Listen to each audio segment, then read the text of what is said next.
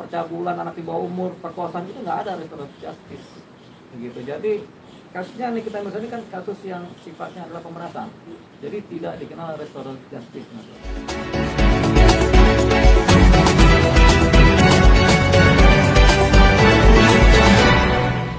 Apakah kemudian permohonan penahanan ini kemudian bisa kemudian dikabulkan oleh penyidik? Jawabannya, untuk kasusnya Nikita Mirzani sulit dikabulkan. Kenapa? Karena kasusnya itu terkait dengan pemerasan. Pemerasan itu memang susah dikabulkan penangguhan penahanannya. Sama seperti kasus pembunuhan, itu nggak bisa dikabulkan permohonan penangguhan penahanan.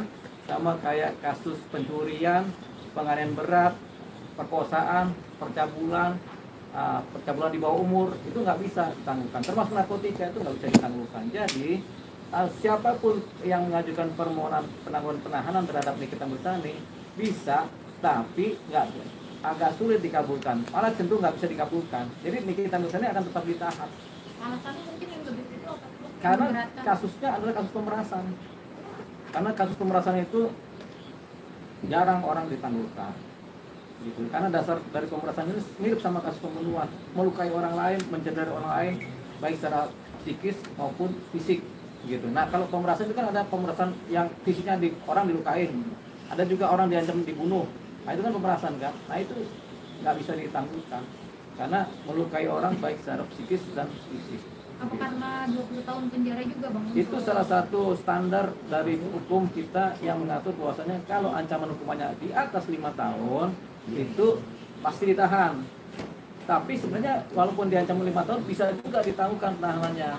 Tapi khusus perkara-perkara yang objektifnya seperti ini, itu memang posisinya adalah tetap ditahan. Jadi ada perkara yang posisi penahanannya karena subjektivitas dari penyidik, tapi ada juga perkara yang penahanannya karena objektivitas dari perkara itu sendiri. Yang disebut objektivitas perkara itu bisa restoratif justice. Tidak semua perkara bisa restoratif justice. Perkara yang tidak bisa itu pembunuhan, pencurian, itu sebenarnya tidak bisa. Penganiayaan berat itu sebenarnya tidak bisa. Yang bisa restoratif justice itu yang delik-delik aduan, tindak pidana aduan, misalnya pencemaran nama baik, kita masih bisa mengadakan restoratif justice. Atau kasus delik aduan yang lain, misalnya perzinahan, itu bisa restoratif justice ya. Tapi kalau kasus pembunuhan, pemerasan, penganiayaan berat, percabulan anak di bawah umur, perkosaan, itu nggak ada restoratif justice. Begitu. Jadi kasusnya Nikita Mirzani kan kasus yang sifatnya adalah pemerasan, jadi tidak dikenal restoratif justice. Tapi banyak yang menyebut juga RJ ini bisa dikenakan kasus suap menyuap, Bang. Nggak ada.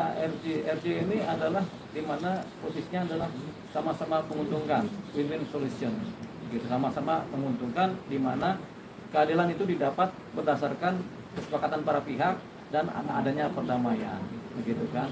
Jadi itu yang disebut RJ. Perkaranya tutup, kita cabut laporan. Siapa yang bisa cabut laporan? Hanya delik aduan yang bisa cabut laporan. Kalau delik pidana umum tidak pernah bisa cabut laporan. Apakah pemerasan delik aduan? Jawabannya tidak. Pemerasan itu tindak pidana umum. Gitu. Korbannya ada. Sama kayak penggelapan, penipuan, itu sebenarnya delik pidana umum.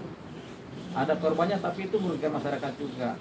Begitu. Jadi, tapi kalau penipuan penggelapan masih bisa tuh untuk kemudian saling berdamai. Misalnya uangnya dibalikin, sudah diputuskan berdamai, masih bisa. Tapi kalau kasus pemerasan agak berbeda, karena kasus pemerasan sama seperti kasus pencurian berat, penganiayaan, pembunuhan itu sama. Karena ada unsur ancamannya itu. Ancaman ini bisa macam-macam. Ada ancaman membunuh, ada ancaman mencuri. Setiap pemerasan harus dibarengi dengan adanya ancaman-ancaman, baik ancaman kasar maupun ancaman halus. Artinya kan ketika dia mengasih uangnya, artinya kan produknya dia bermasalah apa pernah juga. Enggak, itu korban. Jadi orang yang diperas itu selalu korban. Makanya kasusnya pemerasan. Jadi ada pemerasan, ada suap penyuap.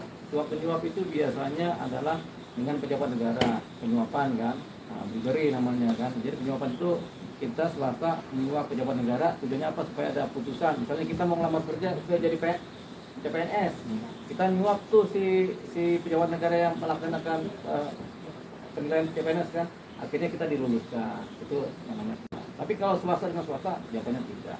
Ada lagi, misalnya sepak bola, ada pertandingan, kemudian pertandingan ini diselenggarakan, tapi ada posisi suap penyuap memenangkan satu posisi itu masih bisa dipidana karena penyuapan. Tapi biasanya penyelenggaraan sepak bola kan yang mengadakan adalah pihak negara juga. Karena kan ada wasitnya, wasit yang datang dari negara kan, bukan wasit swasta. Pak, tapi kan ini personal Pak, bukan kayak Harvey Mois yang merugikan negara. Iya. Tapi kok manis sama sih? Ini personal, enggak. Kasus ini kan kayak kasus pembunuhan. Kita misalnya ada satu orang membunuh orang lain, itu kan personal. Si A membunuh si B, itu kan personal. Tapi yang dirugikan adalah publik, makanya disebut tindak pidana publik. Walaupun ini personal. Begitu sama juga pemerasan. Si A memeras si B dengan ancaman. Ini kan personal. Tapi kemudian yang dirugikan adalah publik.